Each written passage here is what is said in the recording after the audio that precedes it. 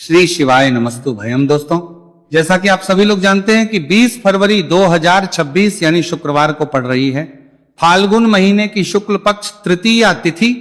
और दोस्तों, यह वह तिथि है जो फाल्गुन महीने में पड़ने वाली सबसे बड़ी तिथि है, क्योंकि यह शुक्रवार के दिन पड़ रही है, जो बहुत ही खास है। और दोस्तों, आप सभी लोग जानते हो शुक्रवार का अगर सबसे बड़ा कोई उपाय है तो वह 7 गेहूं के दाने वाला उपाय है। तो दोस्तों, इस शुक्रवार के दिन आप लोगों को इस उपाय को जरूर करना है। बहुत सारे लोग होंगे जिन लोगों ने इस उपाय को ना किया हो, मतलब पूरा महीना निकल गया, उन्होंने किसी भी दिन इस 7 गेहूं के दाने वाला उपाय को ना किया हो। पर दोस्तों, आपके पास एक आखिरी मौका बचा हुआ है, जो कि 20 फरवरी तृतीया तिथि के दिन है।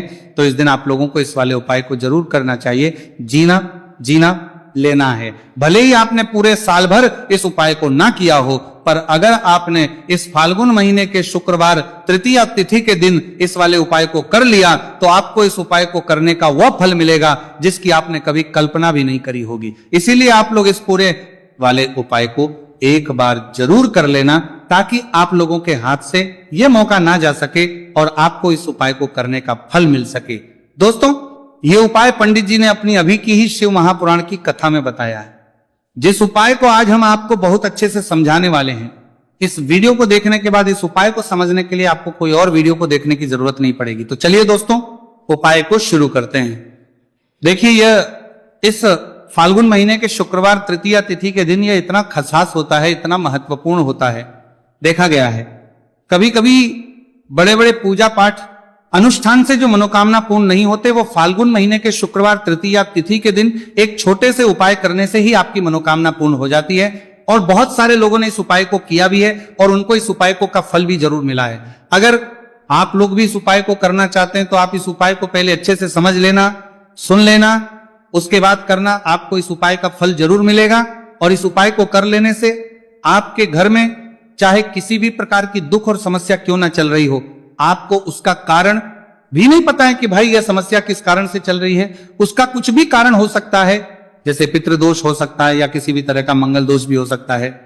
तो इस दिन आप लोगों को यह वाला उपाय कर लेना है। यह एक ऐसा उपाय है जिस उपाय को अगर किसी विशेष दिन पर किया जाए तो भाई उस विशेष दिन का जो है वह तो हमें मिलता ही मिलता है। पर हमने उस दिन पर इस 5 गेहूं के दाने वाला उपाय को किया है तो हमें उससे भी बड़ा फल मिलता है, और फल बहुत जल्दी मिलता है, क्योंकि आप इस उपाय को बहुत ही बड़े और विशेष दिन पर कर रहे हो। तो चलिए अब उपाय के बारे में बात करते हैं, लेकिन उससे पहले आप लोगों को यह जानना आवश्यक है कि आखिर ये किस समय करना है, किसको करना है और कैसे करना है। तो चलिए हम आगे आपको वीडियो में एक एक करके बता देते हैं। लेकिन उससे पहले अगर आप लोग हमारे चैनल पर नए हैं तो हमारे चैनल को सब्सक्राइब कर लेना, और इस वीडियो को लाइक करके कमेंट बॉक्स में श्री शिवाय नमस्तु भयम ओम नमः शिवाय जरूर टाइप कर देना।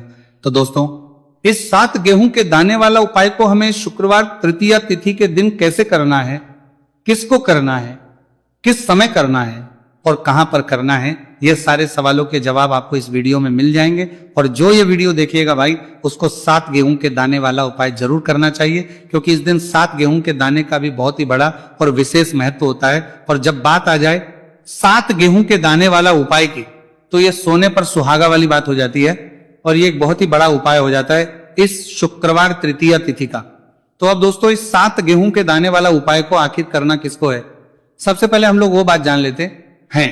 तो देखो, घर की जो बड़ी माताएं बहनें होती हैं, उन माताओं बहनों में से कोई भी एक बड़ी माता बहन इस वाले उपाय को कर सकती हैं। और दोस्तों, अगर आप चाहे तो अपने घर में से सभी सदस्यों को भी इस उपाय को करवा सकते हैं। अगर किसी व्यक्ति की खुद की कोई मनोकामना है, खुद की कोई दुख और परेशानी है जो कि वो अपने लिए ही करना चाहता है इस वाले को, तो वो खुद अपने लिए भी कर सकता है। बाकी अगर कोई घर में से ऐसा है जो कि अपने पूरे घर परिवार की सुख और शांति के लिए ये वाला उपाय करना चाहता है, तो भाई वो भी कर सकता है, उसमें भी कोई दिक्कत वाली बात नहीं है। कहने का मतलब यह है कि इस उपाय को हर एक सदस्य भी कर सकता है, और पूरे घर परिवार के सदस्य के लिए घर की बड़ी माताओं बहनों में से कोई एक माता बहन भी कर सकती है। माताएं बहनें अगर मैं उपस्थित ना हो या वो ये वाला उपाय ना कर पा रही हो, तो फिर घर का कोई बड़ा सदस्य भी इस 7 गेहूं के दाने वाला उपाय को कर सकता है, चाहे फिर वह पुरुष ही क्यों ना हो, उसमें कोई भी दिक्कत वाली बात नहीं है। उसके बाद में दोस्तों, जो अगला प्रश्न निकल कर आता है वो ये आता है इस उपाय को लेकर कि आखिर इस उपाय को हमें किस समय करना है, सुबह के समय करना है कि शाम के समय करना है। तो देखो, इस वाले उपाय को आप लोग सुबह समय भी कर सकते हो और शाम के समय प्रदोष काल में भी कर सकते हो। अब अगर आप पूछो कि भाई साहब सबसे उत्तम समय कौन सा रहेगा इस 7 गेहूं के दाने वाला उपाय को करने का? तो हम आपसे बस यही कहेंगे कि इस उपाय को आप सुबह के समय करेंगे तो ज्यादा बेहतर होगा।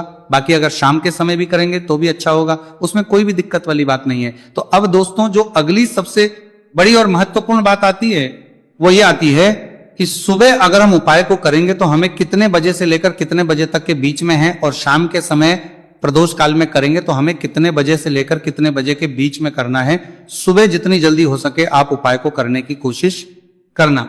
बाकी अगर किसी कारणवश लेट भी हो जाओ, थोड़ी देर भी हो जाए, तो 10 या 11 बजे तक भी आप उपाय कर लेना, पर 12 बजे से ज्यादा देरी ना हो। ठीक है, इस बात का ध्यान रखना।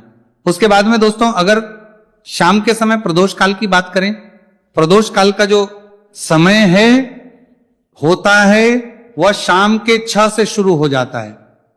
मतलब शाम के 6 बजे से लेकर 7 बजे के बीच का जो समय होता है यह समय प्रदोष काल का समय होता है। इस उपाय को 7 या 8 बजे के बीच में भी कर सकते हो, मतलब शाम के 6 बजे से रात 8 बजे के बीच में आप कभी भी इस वाले उपाय को कर सकते हो, उसमें कोई भी दिक्कत वाली बात नहीं है।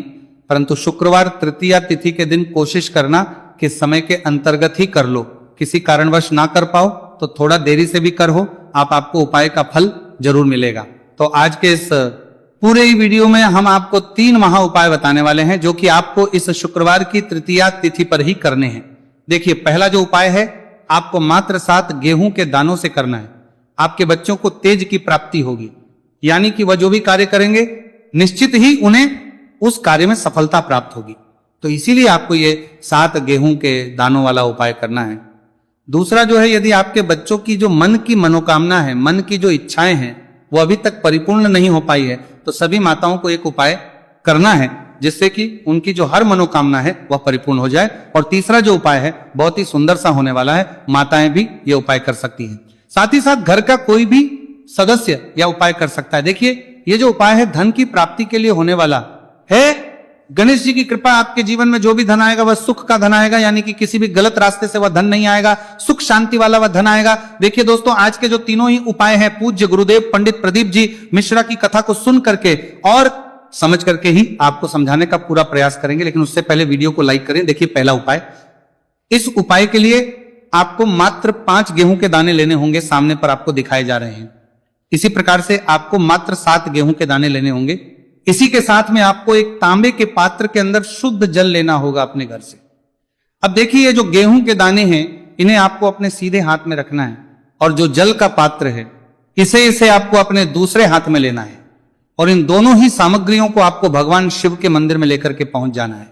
देखिए, ये जो है आप सुबह से लेकर के शाम तक किसी भी समय में कर सकते हैं, और तृतीया की तिथि पर आप ये उपाय चंद्रोदय के समय भी कर सकते हैं। तो रात्रि में यदि आप ये उपाय नहीं कर सकते हैं तो फिर आप सुबह से लेकर के शाम तक किसी भी समय में इस उपाय को कर सकते हैं। देखिए दोस्तों, सबसे पहले तो आपके पास जो 5 गेहूं के दाने हैं इनमें से आपको 4 गेहूं के दाने अलग कर लेने हैं क्योंकि तृतीया की तिथि है। लेकिन आप एक बात का ध्यान रखना है कि जो ये 5 ही गेहूं के दाने हैं कहीं से भी खंडित नहीं होने चाहिए। तो सबसे पहले तो आपको 4 गेहूं के दाने अलग कर लेने हैं, और इन 4 गेहूं के दानों को आपको अपने में रखना है, और आपको ओम गण गणपते नमः या फिर ओम श्री गणेशाय नमः इस मंत्र का जाप करना है। और इन 4 गेहूं के दानों को आपको थोड़ा सा गिला कर लेना है, क्योंकि सुखी चीजें हम कभी भी शिवलिंग पर अर्पित नहीं है। तो 4 गेहूं के दानों को आपको थोड़ा सा गिला कर लेना है। अब ये जो 4 गेहूं के दाने, इन्हें आपको शिवलिंग पर सीधे तरफ जहां गणेश जी का स्थान होता है वहां पर आपको अर्पित कर देने हैं, यानी कि शिवलिंग पर जहां गणेश जी विराजमान होते हैं वहां पर आपको ये 4 गेहूं के दाने अर्पित कर देने हैं। देखिए, जब भी आप ये 4 गेहूं के दाने अर्पित करेंगे तब आपको यही प्रार्थना करनी है कि मेरा जो ये बच्चा है ये मेरी बात मानने, ये मेरी बात सुने, और इसका जो भी कार्य प्रारंभ नहीं हो पा रहा है वह कार्य इसका प्रारंभ हो जाए, और इससे अपने हर कार्य में सफलता प्राप्त हो। यह मेहनत बहुत ही अधिक कर रहा है लेकिन इससे पर्याप्त मात्रा में सफलता की प्राप्ति नहीं हो पा रही है, तो इसकी जो ये मेहनत है ये सफल हो। यदि ये पढ़ता नहीं है तो इससे बुद्धि, ज्ञान और विवेक की प्राप्ति हो। इस प्रकार से कामना करते हुए ये जो 4 गेहूं हैं इन्हें आपको शिवलिंग पर सीधी तरफ जहां गणेश जी का स्थान होता है वहां पर अर्पित कर देने। अब दोस्तों, आपके पास जो तांबे के पात्र के अंदर शुद्ध जल है, इसमें से थोड़ा सा जल आपको शिवलिंग पर जहां गणेश जी का स्थान होता है वहां पर अर्पित कर देना है। मात्र आपको थोड़ा सा जल ही समर्पित करना है।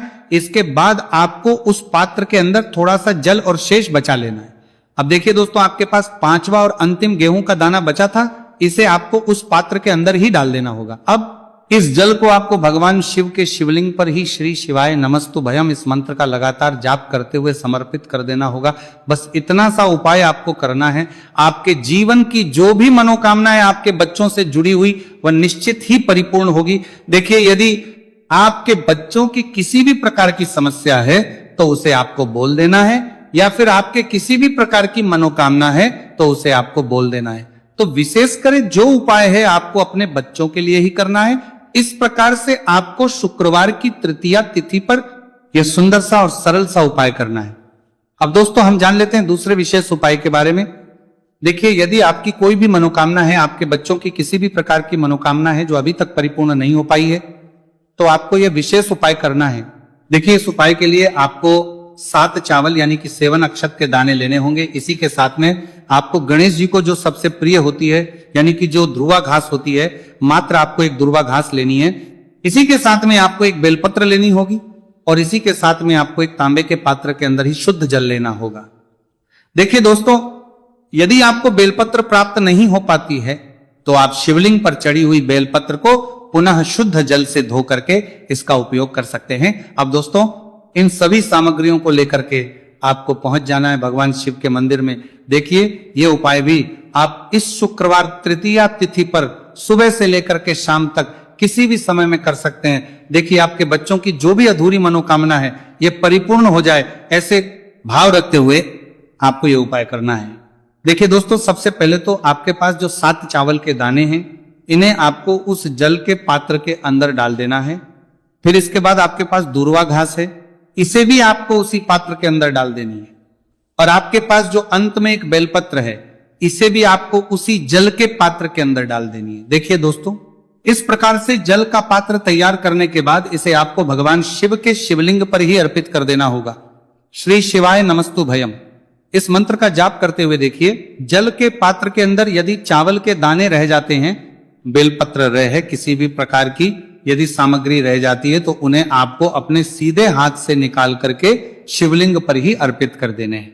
देखिए, जैसे ही ये जल लिंग पर पड़ेगा, उसके बाद जलाधारी की ओर बह करके आएगा, तो वहां पर आपको अपने सीधे हाथ की हथेली रखनी है। और आपके बच्चों से जुड़ी हुई जो भी आपकी कामना है, चाहे आप चाहते हैं कि यदि आपका जो बच्चा है वो सुधर जाए, यदि वो गलत संगत में है उसकी जो संगत है वो सुधर जाए, ऐसे भाव हुए और इस प्रकार से कामना करते हुए आपको अपना जो सीधा हाथ है वो बाहर जलाधारी के वहां पर रखना है और आपकी जो भी मनोकामना है आपके बच्चों से जुड़ी हुई उसे आपको बोल देना है। देखिए दोस्तों, ये उपाय भी बहुत ही खास है। इस उपाय को भी आपको इस शुक्रवार की तृतीया तिथि पर अवश्य ही करना है। अब दोस्तों, हम जान लेते हैं तीसरे विशेष और चमत्कारिक उपाय के बारे में। देखिए, ये जो उपाय है इसे घर का प्रत्येक कर सकता है। इस उपाय के लिए आपको मात्र 5 दूर्वा घास लेनी होगी। देखिए, जो आप 5 दूर्वा घास लेंगे उसका आपको एक बंडल तैयार कर लेना है। देखिए, यह उपाय आपको इसीलिए करना है क्योंकि गणेश जी की कृपा से आपके पास जो भी धन आएगा वह सुख समृद्धि का आएगा, यानी कि किसी भी गलत कार्य से धन आना नहीं चाहिए। इसीलिए आपको यह विशेष उपाय करना चाहिए। देखिए दोस्तों, सबसे पहले तो आपने जो दूर्वा घास का ये बंडल तैयार किया है, इसे आपको भगवान शिव के मंदिर में लेकर के पहुंच जाना है। अब इस दूर्वा घास के बंडल को सबसे पहले तो आपको शिवलिंग पर, जहां श्री गणेश जी का स्थान होता है, वहां पर आपको स्पर्श करवाना है। जब भी आप इस दूर्वा घास के बंडल को स्पर्श करेंगे तब आपको यही प्रार्थना करनी है कि घर में जो भी धन आएगा वह सुख समृद्धि का धन आए, घर में जो भी धन आएगा वह सत्य मार्ग का आएगा, ऐसी आपको कामना करनी है। इस प्रकार से करते हुए ये जो ध्रुवा घास का बंडल है इसे आपको शिवलिंग के वहां से उठा लेनी है। अब इस ध्रुवा घास के बंडल को सीधे आपको लेकर के आ जाना है अपने घर। अब देखिए दोस्तों, घर लेकर के आने के बाद आपके पास जो ध्रुवा घास का बंडल है, सबसे पहले तो इसे आपको आपके घर का जो मुख्य द्वार होता है और उसकी जो दहलीज होती है वहां पर आपको इस ध्रुवा घास के बंडल को स्पर्श करवाना है। देखिए, जब भी आप मुख्य द्वार की वहां पर स्पर्श करवाएंगे तो आपको अपने मुख्य द्वार की वहां पर थोड़ी सी साफ सफाई कर लेनी है। उसके बाद ही आपका साल निकल गया, उन्होंने किसी भी दिन इस 11 चावल के दाने वाले उपाय को ना किया हो। पर दोस्तों, आपके पास एक आखिरी मौका बचा हुआ है जो कि 20 फरवरी शुक्रवार तृतीया तिथि के दिन है। तो इस दिन आप लोगों को इस वाले उपाय को जरूर कर लेना है। भले ही आप पूरे महीने भर इस उपाय को ना किया हो, पर अगर आपने इस फाल्गुन महीने की तृतीया तिथि के दिन अगर इस वाले उपाय को कर लिया तो आपको इस उपाय को करने का वो फल मिलेगा जिसकी आपने कभी कल्पना भी नहीं करी होगी। इसीलिए आप लोग इस वाले उपाय को एक बार जरूर कर लेना है ताकि आप लोगों के हाथ से यह मौका ना जा सके और आपको इस उपाय को करने का फल मिल सके। दोस्तों, यह उपाय पंडित जी ने अपनी अभी की श्री शिव महापुराण की कथा में बताया है। जी, इस उपाय को आज हम आपको बहुत अच्छे से समझाने वाले हैं। इस वीडियो को देखने बाद इस उपाय को समझने के लिए आपको कोई और वीडियो को देखने की जरूरत नहीं पड़ेगी। तो चलिए दोस्तों, उपाय को शुरू करते हैं। देखिए, ये इस फाल्गुन महीने के शुक्रवार तृतीया तिथि के दिन ये इतना खास होता है, इतना महत्वपूर्ण होता है। देखा गया है कभी कभी बड़े बड़े पूजा पाठ अनुष्ठान से जो मनोकामना पूर्ण नहीं होते, वो फाल्गुन महीने के शुक्रवार तृतीया तिथि के दिन एक छोटे से उपाय करने से ही आपकी मनोकामना पूर्ण हो जाती है। और बहुत सारे लोग इस उपाय को किया भी है और उनको इस उपाय को करने का फल भी जरूर मिला है। अगर आप लोग भी इस उपाय को करना चाहते हैं तो आप इस उपाय को पहले अच्छे से समझ लेना, सुन लेना, उसके बाद करना। आपको इस उपाय का फल जरूर मिलेगा। और इस उपाय को कर लेने से आपके घर में चाहे किसी भी प्रकार की दुहक और समस्या क्यों ना चल रही हो, आपको उसका कारण भी नहीं पता है कि भाई ये समस्या किसका कारण से चल रही है, उसका भी कुछ कारण हो सकता है। जैसे पितृदोष हो सकता है या किसी भी तरह का मंगल दोष भी हो सकता है। तो इस दिन आप लोगों को ये वाला उपाय कर लेना है। ये एक ऐसा उपाय है जिस उपाय को अगर किसी विशेष दिन पर किया जाए तो भाई उस विशेष दिन का जो है वह तो हमें मिलता ही मिलता है, पर हमने उस दिन पर इस उपाय को किया है तो हमें उससे भी बड़ा फल मिलता है और फल बहुत जल्दी मिलता है, क्योंकि आप इस उपाय को बहुत ही बड़े और विशेष पर कर रहे हो। तो चलिए अब उपाय के बारे में बात करते हैं, लेकिन उससे पहले आप लोगों को यह जानना आवश्यक है कि आखिर ये उपाय किस समय करना है, किसको करना है और कैसे करना है। तो चलिए हम आगे आपको वीडियो में एक एक करके बता देते हैं। लेकिन उससे पहले अगर आप लोग हमारे चैनल पर पहली बार आए हैं या फिर मेरी आवाज आज पहली बार सुन रहे हैं तो हमारे चैनल को सब्सक्राइब जरूर कर लेना और इस वीडियो को करके कमेंट बॉक्स में श्री शिवाय नमस्तु भयम ओम नमः शिवाय जरूर टाइप कर देना। तो दोस्तों, इस 11 चावल के दाने वाले उपाय को हमें इस शुक्रवार तृतीया तिथि के दिन कैसे करना है, किसको करना है, किस समय करना है और कहां पर करना है, ये सारे सवालों के जवाब आपको इस वीडियो में मिल जाएंगे। और जो ये वीडियो देखेगा भाई उसको 11 चावल के दाने वाला उपाय जरूर करना चाहिए, क्योंकि इस दिन एक चावल के दाने का बहुत ही बड़ा और विशेष महत्व होता है। और जब बात आ जाए 11 चावल के दाने की तो ये सोने पर सुहागा वाली बात हो जाती है और ये एक बहुत ही बड़ा उपाय हो जाता है इस शुक्रवार तृतीया तिथि का। तो अब दोस्तों, इस 11 चावल के दाने वाले उपाय को आखिर करना किसको है, सबसे पहले हम लोग वो बात जान लेते हैं। तो देखो, घर की जो बड़ी माताएं बहनें होती हैं, उन माताओं बहनों में से कोई भी एक बड़ी माता बहन इस वाले उपाय कर सकती है। और दोस्तों, अगर आप चाहे तो अपने घर में से सभी सदस्यों को भी इस उपाय को करवा सकते हैं। अगर किसी व्यक्ति की खुद की कोई मनोकामना है, खुद की कोई दुख और परेशानी है जो कि वो अपने लिए ही करना चाहता है, इस वाले उपाय को तो वो खुद अपने लिए भी कर सकता है। बाकी अगर कोई घर में से ऐसा है जो कि अपने पूरे घर परिवार की सुख और शांति के लिए ये वाला उपाय करना चाहता है तो भाई वो भी कर सकता है, उसमें भी कोई दिक्कत वाली नहीं है। कहने का मतलब यह है कि इस उपाय को हर एक सदस्य भी कर सकता है और पूरे घर परिवार के सदस्य के लिए घर की बड़ी माताओं बहनों में से कोई एक माता बहन भी कर सकती है। माताएं बहनें अगर घर में उपस्थित ना हो या वो ये वाला उपाय ना कर पा रही हो तो फिर घर का कोई बड़ा सदस्य भी इस 11 चावल के दाने वाले उपाय को कर सकता है, चाहे फिर वो पुरुष ही क्यों ना हो, उसमें कोई भी दिक्कत वाली बात नहीं है। अब दोस्तों, इस 3 बल के दाने वाले उपाय को हमें करना कहां पर है, हमें इसे शिवजी के मंदिर में जाकर करना है। बहुत सारे लोग प्रश्न करते हैं हर एक उपाय को करते समय, क्या हम इस उपाय को घर पर कर सकते हैं? तो इस वाले उपाय को आप घर पर नहीं कर सकते हो। इस वाले उपाय को करने के लिए आपको शिवजी के मंदिर ही जाना पड़ेगा। उसके बाद में दोस्तों जो अगला प्रश्न निकल कर आता है वो ये आता है, इस उपाय को लेकर के आखिर इस उपाय को हमें किस समय करना है, सुबह के समय करना है कि शाम के समय करना है? तो देखो, इस वाले उपाय को आप लोग सुबह के समय भी कर सकते हो और शाम के समय प्रदोष काल में भी कर सकते हो। अब अगर आप पूछो कि भाई साहब सबसे उत्तम समय कौन सा रहेगा इस 31 चावल के दाने वाले उपाय को करने का, तो हम आपसे बस यही कहेंगे कि इस उपाय को आप सुबह के समय करेंगे तो ज्यादा बेहतर होगा। बाकी अगर प्रदोष काल शाम के समय भी करेंगे तो भी अच्छा होगा, उसमें कोई भी दिक्कत वाली बात नहीं है। तो अब दोस्तों अगली सबसे बड़ी और महत्वपूर्ण बात आती है, वो ये आती है कि सुबह अगर हम उपाय को करेंगे तो हमें कितने बजे से लेकर कितने बजे तक के बीच में करना है, और शाम के समय प्रदोष काल में करेंगे तो हमें कितने बजे से लेकर कितने बजे के बीच में करना है। तो देखो, सुबह जितनी जल्दी हो सके आप उपाय को करने की कोशिश करना। बाकी अगर किसी कारणवश लेट भी हो जाओ थी, देर भी हो जाए, तो 10 या 11 बजे तक भी आप उपाय कर लेना, पर 12 बजे से ज्यादा देरी ना हो। ठीक है, इस बात का ध्यान रखना। उसके बाद में दोस्तों अगर शाम के समय प्रदोष काल की बात करें, प्रदोष काल का जो समय है होता है वह शाम के 6 बजे से शुरू हो जाता है। मतलब शाम के 6 बजे से लेकर 7 बजे के बीच का जो समय होता है, यह समय प्रदोष काल का समय होता है। पर अभी जो मौसम चल रहा है, इस मौसम में जो है शाम बहुत देरी से होती है। तो आप इस उपाय को 7 बजे से लेकर या 8 बजे के बीच में भी कर सकते हो। मतलब शाम के 6 बजे से 8 बजे के बीच में आप कभी भी इस वाले उपाय को कर सकते हो, उसमें कोई भी दिक्कत वाली बात नहीं है। अब दोस्तों यहां पर इस उपाय को लेकर एक और सबसे बड़ी बात यह निकल कर आती है कि इस 11 चावल के दानों को हमें लेना कहां से होता है, और हमें इस उपाय को करने के साथ में क्या और कुछ भी सामग्री ऐसी होती है जो शिवजी के मंदिर लेकर जानी पड़ रही है।